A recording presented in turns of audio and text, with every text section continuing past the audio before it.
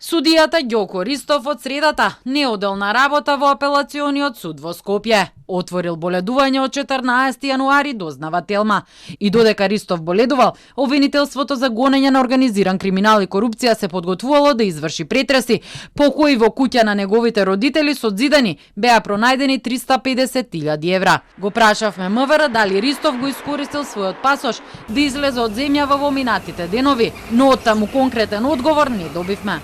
Во однос на вашето барање за доставување на информации, ве информираме дека податоци за преминување на државната граница, влез или излез од државата, може да се достават исклучиво по официјално барање од надлежна институција во рамки на законски утврдена постапка или по писмено барање поднесено лично за сегнатото лице, согласно важечките законски прописи за заштита на личните податоци и правата на граѓаните. Дали името и презимето му се ставени на стоп листа? Од МВР со идентичен одговор постапуваат по барање на надлежните институции. За да биде приведен Ристов, потребно е да му се одземе неговиот имунитет.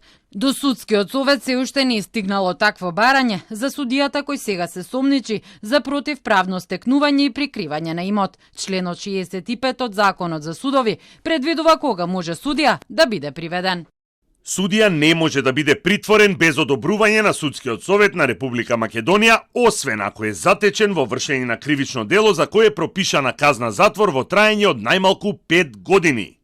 За одземање на имунитетот на судиите одлучува Судскиот совет на Република Македонија. Постапката за одлучување за одземање на имунитетот на судијата е итна.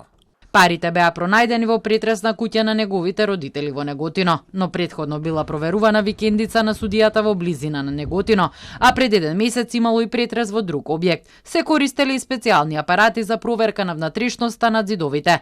Илјадниците евра се наоѓале во празен простор за ѕид од цигли, врз кои имало и плочки, на ист начин како што прават мексиканските наркокартели.